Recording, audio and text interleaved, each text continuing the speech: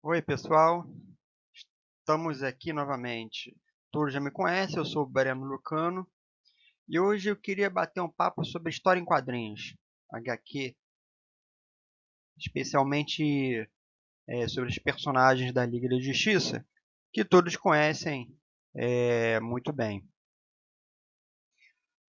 É, eu tenho um personagem que eu gosto muito, que eu acho que nos diz muito a respeito, que é o Superman. Ó, cadê a camisa?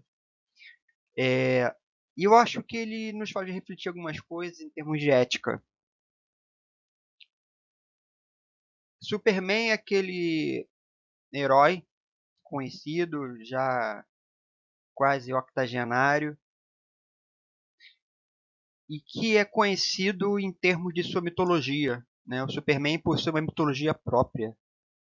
Uma... Superman é conhecido como se fosse quase que um deus entre os homens. E assim ele é retratado nas histórias em quadrinhos, assim ele é retratado muitas vezes também no cinema. Especialmente agora nessa última fase, nesses últimos aparecimentos dele, com Henry Cavill, eu acho que isso ficou até muito explícito. Ele é um refugiado. De uma certa forma, é um refugiado porque ele é um sobrevivente. O último sobrevivente de um planeta já extinto. O último membro de um povo que já não existe mais. Que aparece no filme, inclusive, muito bem retratado, O Homem de Aço, filho de um pai cientista que prevê o fim do planeta, o Russell Crowe, Jor-El, e que envia então o seu filho para a Terra, porque ele sabe que o planeta vai acabar. E ele não quer a destruição, mas ele vê a destruição do planeta como sendo algo inevitável.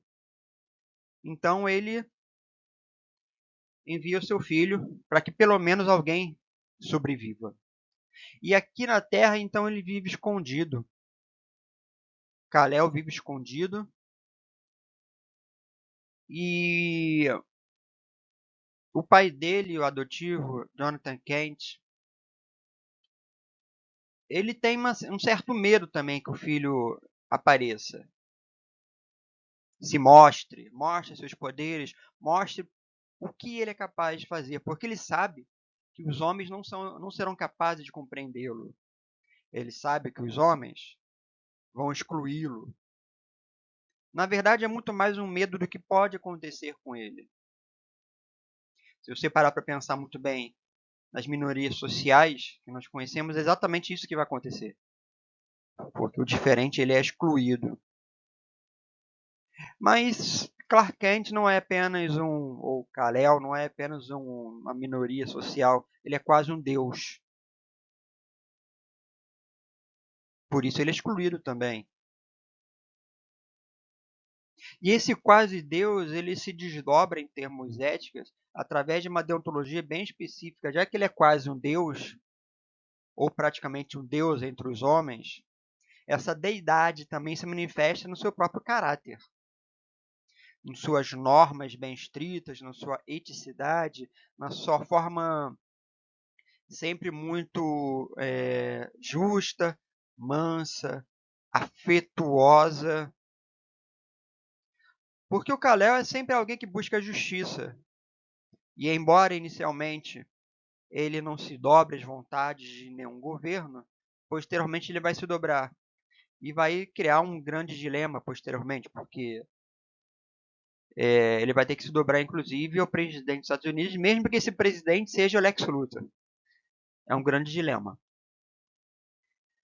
Mas esse dilema também possui outras ramificações, porque ele parece que ele não tem escolha. Isso é falado, por exemplo, no Homem de Aço. Ele não é alguém que se vira e se pergunta, pô, eu devo fazer isso? Porque se aparece um problema, então ele quase que se sente impelido a fazer. Isso é muito complicado, porque do ponto de vista ético, você tem que abrir a opção da escolha. Se você não tem a escolha, você não tem ética. Porque a ética se dá no campo das escolhas entre uma e outra opção. Mas se ele se vê sempre impelido a fazer alguma coisa, como se ele não tivesse nenhuma opção, então aquilo não é exatamente não tem valor axiológico,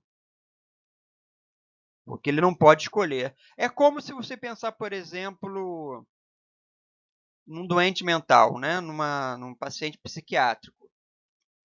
O paciente psiquiátrico, quando ele comete um crime, ele se torna imputável, porque ele não teve escolha. Quer dizer, o ato dele foi um ato para além de suas próprias capacidades de discernimento. Ele não pôde escolher entre fazer e não fazer. O mesmo acontece com o Superman. Mesmo assim, Superman continua sendo um personagem intrigante. Intrigante porque, para além dessas questões sobre se o que ele faz é ou não ético, o Superman é um personagem que carece muito de um sentimento de pertencimento. Aliás, não só ele. De um modo geral, todos os personagens da Liga da Justiça são assim. Porque o personagem do Superman, ele é, acima de tudo, solitário. Mas ele não é amargurado, por exemplo, como Batman. Ele meio que consegue sublimar a sua solidão e extrair algo de positivo disso. Ele consegue, apesar de sua dor, apesar de ser o último de sua raça, apesar de saber que o planeta dele não existe mais, a família dele não existe mais, ele é um personagem extremamente esperançoso. Muito diferente do Batman. Mas essa solidão e essa sensação de pertencimento, ele não é só dele. Muitos personagens da Liga da Justiça têm esse tipo de problema. Se você parar para pensar na Mulher Maravilha, Diana, é exatamente isso que acontece também. Ela é expulsa de Temícera. Ela também tem essa sensação de abandono muito explícito. Lanterna Verde, o John, ele também tem essa sensação de solidão. Então tem episódio da Liga da Justiça que ele se vê completamente isolado. O Caçador de Marte, John Jones, também é o último de sua espécie. Quando os caçadores brancos destroem os caçadores verdes, ele é o último. Ele também se vê isolado, se vê sozinho, no mundo que não diz respeito. Ele meio que faz as coisas, toma as decisões, amargurado, sim. Ele é um amargurado, mas não é exatamente como o Batman. Porque o Batman leva essa amargura para o seu limite. John Jones eu acho que não. John Jones ele tem aquele tom caladão, mas ao mesmo tempo eu vejo algo de esperançoso nele também. Mulher Gavião, Shayera Hall, também é um outro exemplo também de pertencimento. Ela também foi banida do planeta dela. E todos esses personagens que foram banidos, que estão sozinhos de uma certa forma, eles se conglomeram e formam a Liga da Justiça, a original, né? Os membros originais. Talvez a única exceção seja o Flash. Mas o Superman eu acho que tem um diferencial. Um diferencial porque ele meio que confunde a imagem dele com a própria imagem de um deus abraâmico. Você veja no Homem de Aço, ele vai se aconselhar com o padre, por exemplo, se ele deveria ou não se revelar para o mundo. Ele meio que se confunde com a história de Jesus. Um Jesus que não vem de Nazaré, vem de Krypton, que possui outras faculdades, consegue levantar um prédio, possui visão de raio-x, mas que se confunde com Jesus na medida em que ele possui uma ética toda própria, meio que apartada da moralidade dos homens. Quer dizer, os homens agem de uma certa forma e Superman de outra. É como o que Jor-El dirá, né? Você será uma luz para o mundo. Você guiará os homens. Você será capaz de dar esperança aos homens. Dizer o que eles podem ou não dizer, fazer, ou pensar e sentir. Kal-El será tudo aquilo que os homens gostariam de ser, mas não conseguem ser por sua própria capacidade inferior. Né? Quer dizer, os humanos ainda são uma raça primitiva em relação aos kryptonianos. Kal-El será, então, um exemplo para todos. Tudo aquilo que os homens gostariam de fazer, Kal-El será capaz de fazer.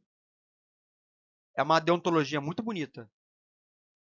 E eu acho que serve realmente como pano de fundo para que nós possamos refletir a nossa ética.